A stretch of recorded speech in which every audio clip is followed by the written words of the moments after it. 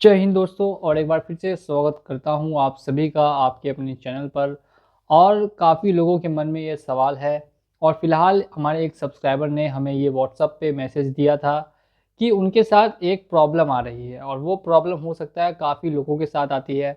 जब आप कहीं से भी लोन लेते हैं, पर्सनल लोन लेते हैं एनबीएफसी से या फिर बैंक से, तो वहाँ पर आपको कहीं कहीं पर ई नैक का जो या ऑटो डेबिट का जो ऑप्शन होता है वो ऑन करने के लिए कहा जाता है। और अब क्या हो रहा है कि आप उसको चाहते हैं बंद करना, तो क्या वो बंद हो सकता है और क्या पूरा प्रोसेस है बंद करने का, और अगर ई नैक ऑन है तो क्या सेक्शन 25 का केस आपके ऊपर दर्ज हो सकता है। ऐसे कई और सवाल हैं जो लोगों के मन में थे।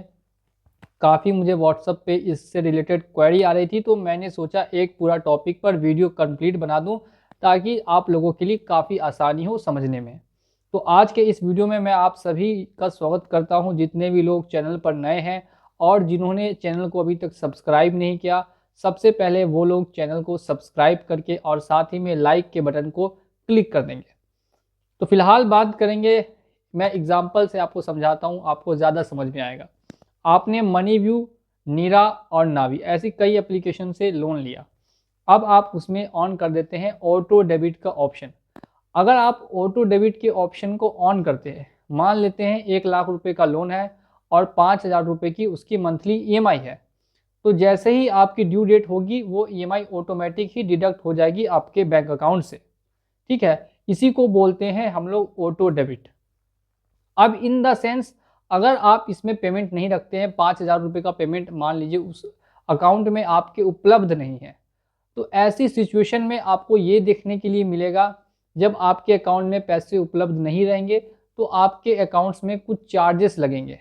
वो 350 से लेके 500 रुपीज़ तक के चार्जेस लग सकते हैं, डिपेंडिंग ऑन द बैंक कि कौन सा बैंक आप सरकारी या प्राइवेट यूज़ कर रहे हैं। तो ऐसे में काफ़ी लोगों को चार्जेस पे करने पड़ते हैं और समझते हैं कि इसे कैसे बंद किया जा सकता है। तो देखिए, बैंक वाले इसको अपनी तरफ से बंद नहीं करा सकते, क्योंकि जब आप ई नैक या ऑटो डेबिट का ऑप्शन ऑन करते हैं तो आप उनको परमिशन दे देते हैं कि जब तक आपकी ईएमआई कंप्लीट नहीं होती तब तक ऑटो डेबिट का जो ऑप्शन है वो बंद नहीं किया जाएगा। ऐसे में जो कंडीशन बन के और उभर के यहाँ पे देखने के लिए ये मिलती है कि जब आप ऑटो डेबिट का ऑप्शन बंद नहीं करते हैं, ठीक है, जब आप ऑटो डेबिट का ऑप्शन बंद नहीं कर पाते हैं तो ऐसे में आपके जितने भी यहाँ पे अकाउंट्स का बैलेंस है वो माइनस में जाता रहेगा और धीरे धीरे करके काफ़ी माइनस में आ जाएगा। तो ऐसे में अगर वो आपका सैलरी अकाउंट है तो आपकी प्रॉब्लम बढ़ेगी।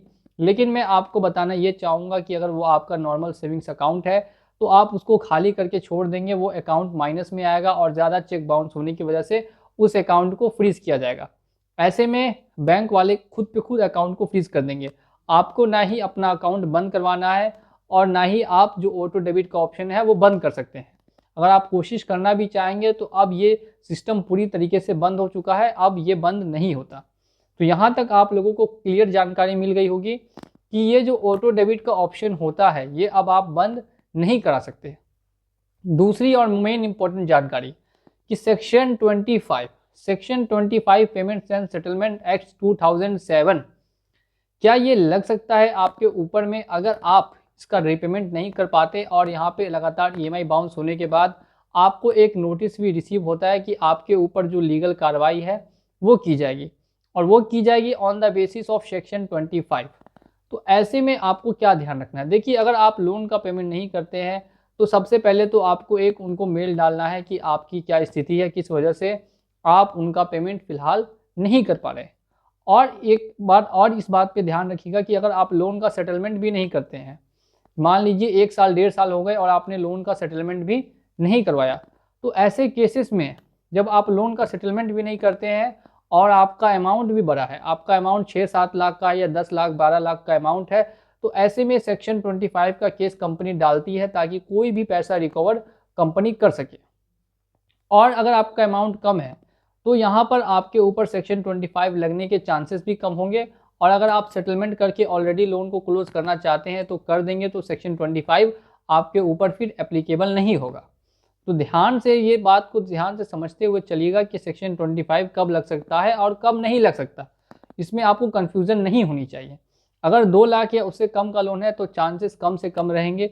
अगर 2 लाख या उससे ज़्यादा का लोन है और तब वहाँ पे चांसेस बन सकते हैं इन द केस अगर आप कंपनी का लोन सेटलमेंट भी नहीं करवाते हैं तब। ऐसे में काफ़ी कंपनियां जो है ये केस वगैरह करने से नहीं जाती है। क्यों नहीं जाती है? क्योंकि इनको भी पता है कि अगर सामने वाले व्यक्ति के पास पैसे नहीं हैं तो केस करने से भी कोई फ़ायदा इनको होने वाला नहीं है।